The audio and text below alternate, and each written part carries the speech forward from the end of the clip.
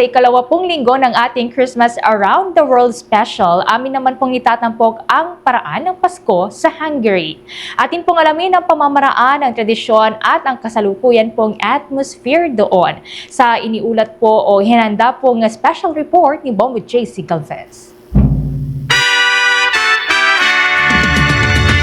Bombo Radio Philippines presents Christmas Around the World.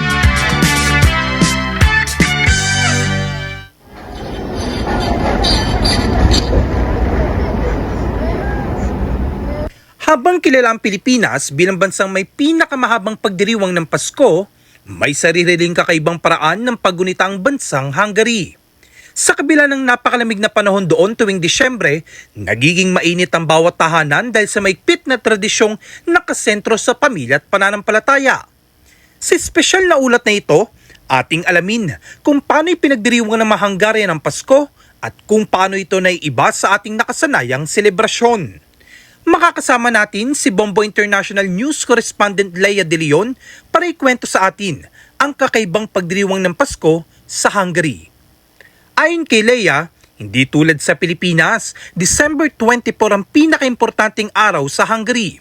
Sa gabi mismo, nagtitipon-tipon ng pamilya at tahimik na nagsasalo-salo. Walang malalaking party, walang karaoke at walang paputok kundi payapang pagdiriwang. Karaniwan din tuwing Christmas Eve lamang daw nire-reveal ang Christmas tree. Ang Christmas tradition dito sa Budapest, Hungary, normally, we only reveal the fresh pine tree as the Christmas tree on the Christmas Eve. That's the only time they reveal the Christmas tree in each household. Not like ours in the Philippines, we already have a long Christmas celebration and we decorate all the Christmas trees and different Christmas decorations, what I mean. So dito sa Hungary, we only reveal the Christmas tree on the Christmas Eve. Ayun yung mga unique.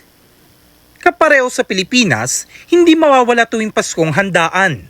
Kung sa atin normal na handang spaghetti at lechon, hindi naman raw mawawala sa Hungary ang fish soup at dessert na Bailey, isang sweet roll na puno ng poppy seed o walnut. Ang handa dito normally is fish soup. Fish soup, any kind of fish dish, but normally fish soup and bagli. Actually, I have a sample of bagli. This is the traditional pastry here in Hungary. So this is made of poppy seed, and the other one is made of the, you can see castañas paste, and the other one is made of walnut. As you know, Hungary, they have a big production of walnut and poppy seed. So this is very traditional here. So everywhere you go, you will see this bagli or rolled pastry, sweet. Similar to hopia sa atin, pero this is more, I would say savory kasi they use nuts, walnuts. During Christmas lang to, starting November, end of November or December. Namamasyal din ang mga Hungarians tuwing Pasko. Kilala ang Hungary sa mga Christmas markets o Advent markets bilang pangunahing pasyalan. Kabilang sa mga kilalang pasyalan sa Budapest ay ang St. Stephen's Basilica Christmas Market. Bukod sa mga Christmas markets, karaniwan din ang pagbisita sa churches para sa mga misa. Actually, sa Basilica, sa St. Stephen Basilica, we have a Christmas market. So this is the same as Vienna Christmas market. So a lot of tourists are coming here, and Budapest itself is beautiful. So it's one of the tourist destination here in Europe. I would say it's a hidden gem, and especially during Christmas, it's really beautiful. May konsepto rin ng simbang gabi sa Hungary, ngunit hindi ito tradisyonal gaya ng karaniwang inaabangan sa Pilipinas tuwing Christmas season. Ayon kay Leia, sa unang pagkakataon sa kasaysayan, magkakaroon daw ng simbang gabi ang Filipino community sa Budapest. Meron din, but for the first time for the Filipino community, we are going to have our simbang gabi. So it's gonna be the first time in the history. Bukod dyan, ngayong taon, magkakaroon sina Leia ng first ever Filipino Christmas Mass para sa lahat ng Tagalog Mass volunteers. Being part of the Tagalog or Filipino Mass, we have our own Christmas party for all the volunteers of the Filipino Mass here in Budapest. And right now, we also have Tagalog Masses in the countryside. So about 5 country sides that we also do Tagalog masses. So I coordinated it, and now we're gonna have our first ever Filipino Christmas Mass for all the Tagalog Mass volunteers. And there are also other two Filipino organizations, and they also have their own Christmas party. So left and right ang mga Christmas party dito ngayon. Organized. So we go to a certain place. Right now we rented a hotel, and then of course each contributed for the event, and then we do the actual Christmas party. So we have games, karaoke, we have exchange gift, and of course di mawala ang mga presentation ng mga Pilipino. Either sa pagkanta o sa pagsayaw. So masaya din.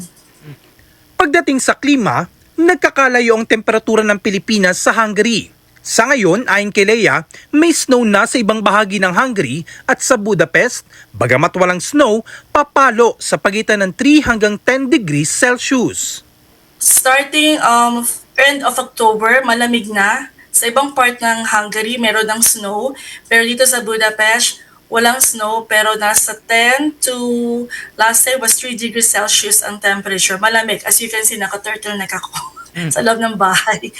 Magkaiba man ang klima at kaugalian, iisa pa rin ang puso ng Pasko, ang pagmamahalan at pagbibigayan. Sa kabila ng nagyayelong Pasko sa Hungary at masayang tropikal na Pasko rito sa Pilipinas, nananatiling buhay ang diwa ng Kapaskuhan.